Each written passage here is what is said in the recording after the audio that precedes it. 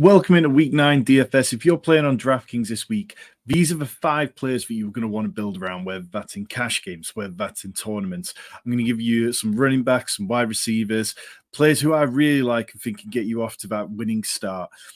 Let's get into it. We're going to start straight away with Alvin Kamara. He is the cover boy of this, and he has an incredible matchup against the Bears. This isn't like any kind of breaking news that you should be starting your studs against the Bears. Their defense is terrible.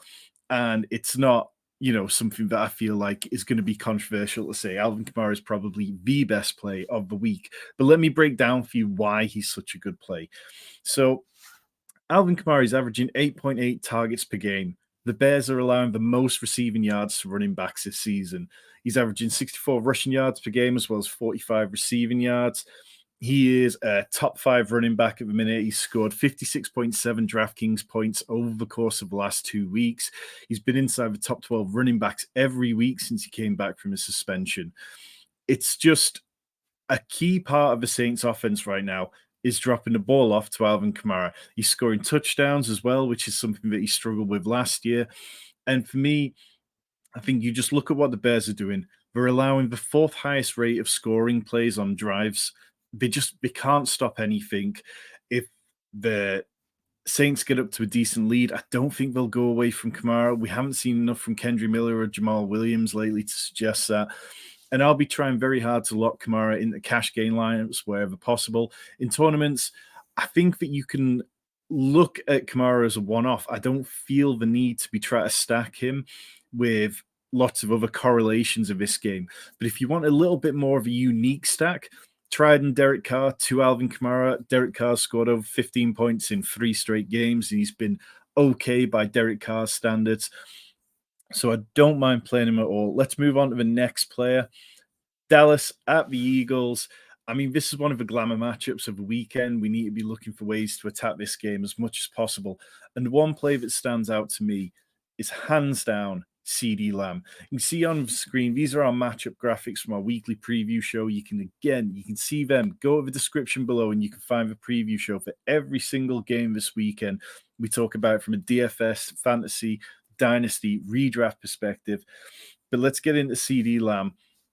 19 receptions for 275 yards in his last 2 games. The Eagles secondary, my God, they're bad. Like, they allow an average of 91.4 yards to opposing wide receiver ones. They allow more wide receiver fantasy points than any other team.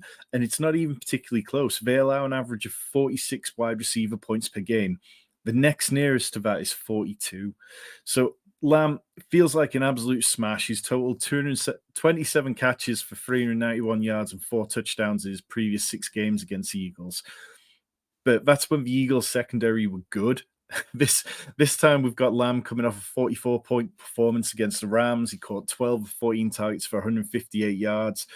Week before, he went 7 of 7 for 117 yards. The way they're using CeeDee Lamb is different this year. He's not just in the slot. They're using him on the boundary.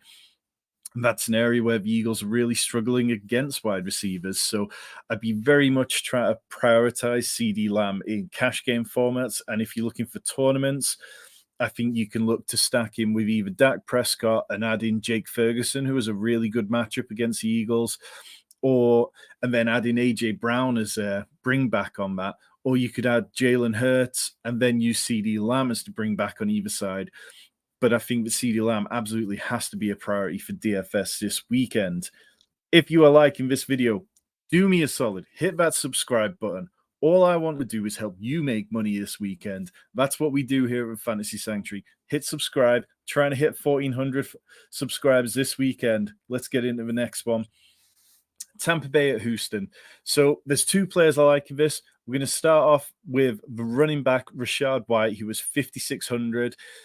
It's not always pretty with Rachaad White because his rushing efficiency, it's just not great. If Rachaad White was a good runner of the ball, then he could be one of the best running backs in this league in terms of fantasy production. He ranks 74th among all running backs in yards per carry, 3.3. That's down from last year's 3.7, which wasn't particularly good. But what he can do is he makes up for that in the receiving game. 4.3 targets per game, which is the 4th most among all running backs. The Texans allow the seventh highest yards per reception to running backs at 8.5. They've allowed the seventh most receiving yards to running backs. In terms of Rachaad White, nobody is taking anything from him. Keyshawn Vaughn doesn't seem to be taking a big part of the work. Chase Edmonds is back off IR, but still isn't. Sean Tucker is completely dust. The Texans have allowed multiple running backs to have over 100 plus total yards against them, including Zach Moss, Travis Etienne, Alvin Kamara, even Najee Harris, a player who isn't good at accumulating yardage, went for over 100 total yards against them. So I think you can look at Rachaad White as one of the kind of sneaky plays at 5,600 this week.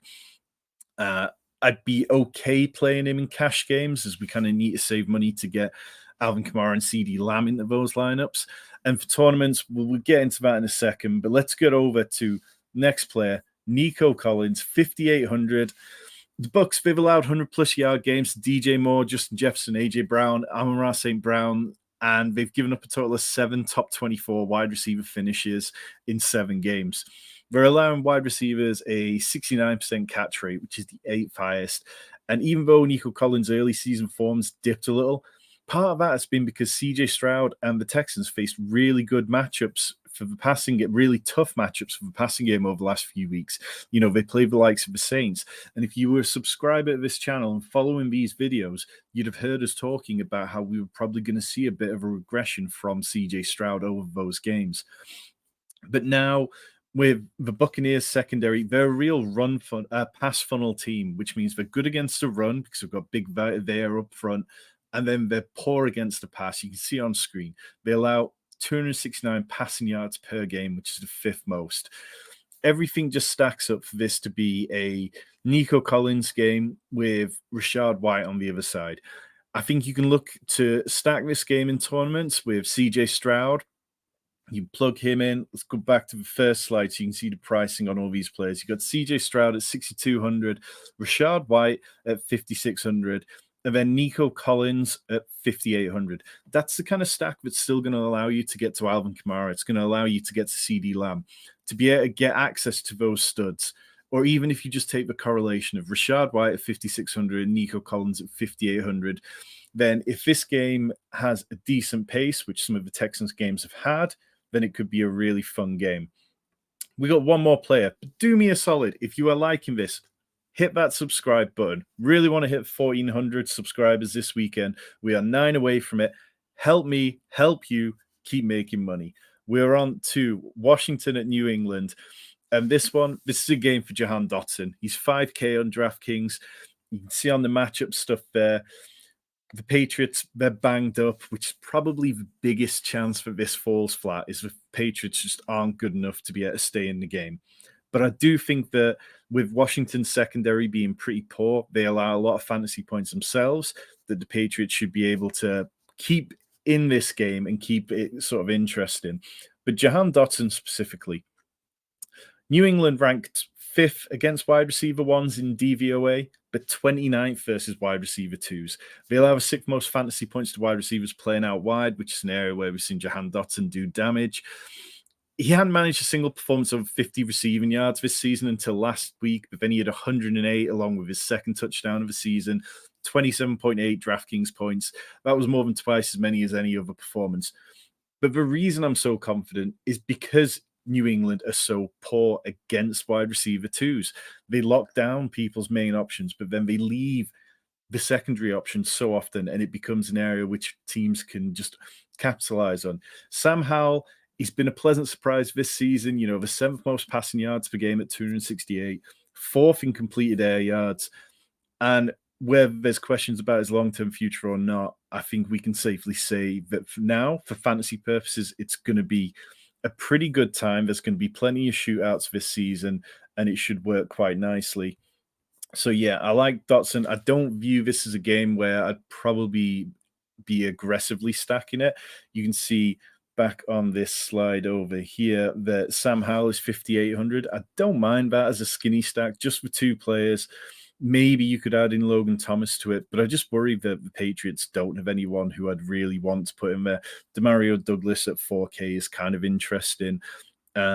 But again, it's a bit of a dart throw with Devontae Parker banged up. I think he's got a concussion. Kendrick Bourne's on IR. You're probably looking at one of the Patriots tight ends to be able to get there.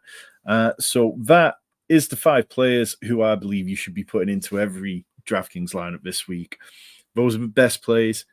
Do me a solid. Hit that subscribe button. If you've enjoyed this, tell me who you are jamming into lineups this weekend.